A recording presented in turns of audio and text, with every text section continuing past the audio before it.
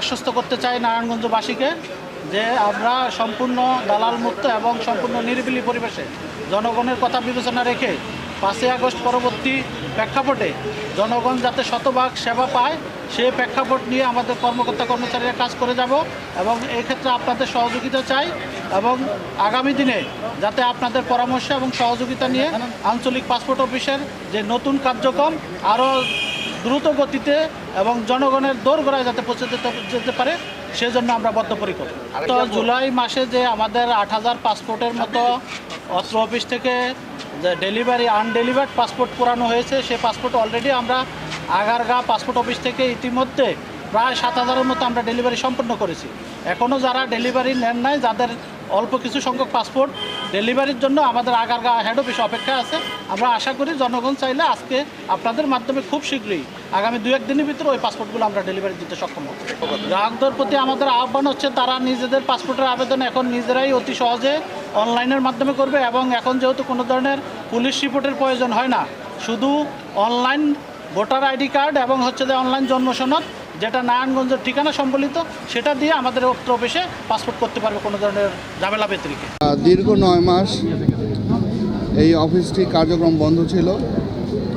তো আমরা passport office এবং স্বরাষ্ট্র মন্ত্রণালয়ের সাথে যোগাযোগ করেছি, তাদের প্রতি কৃতজ্ঞতা জানাচ্ছি। তারা দ্রুতই এই পাসপোর্টের কার্যক্রমটি আবার চালু করার উদ্যোগ গ্রহণ করেছে এবং আজকে আমরা সেটি চালু করব। আপনারা জানেন যে নারায়ণগঞ্জ একটি শিল্প ঘন একটি জেলা। এই জেলাতে প্রতিনিয়তই মানুষ, আমাদের যারা শিল্পের সাথে যারা জড়িত আছে তাদেরকে প্রায়শই দেশের বাইরে ট্রাভেল করতে হয়। সুতরাং পাসপোর্ট খুবই তাদের জন্য প্রয়োজন। এই জন্য এই জেলার আর প্রচুর জনসাধারণের বসবাস, সুতরাং এই জেলার মানুষকে প্রায়শই দেশের বাইরে ট্রাভেল করতে হয় এবং তাদের ট্রাভেল ডকুমেন্ট হিসাবে যে পাসপোর্ট সেটি তাদের খুবই প্রয়োজনীয়। তো সেই লক্ষ্যে আবার এটি নতুনভাবে চালু হচ্ছে। আমি বিশ্বাস করি যে এই জেলার মানুষের যে ভোগান্তি ছিল পাসপোর্ট নিয়ে সেটি দূর হবে।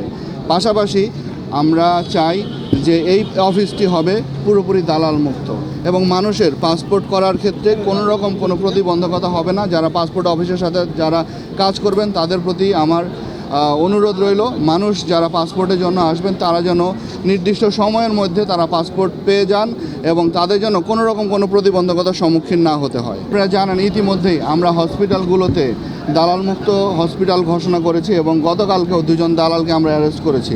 আমরা এখানে যদি কোনো অভিযোগ আসে যে দালালরা এখানে কোনো ইনফ্লুয়েন্স করছে, আমরা সাথে সাথে আমাদের মোবাইল টিম পাঠাবো এবং তাদের বিরুদ্ধে আমরা অভিযান পরিচালনা করব।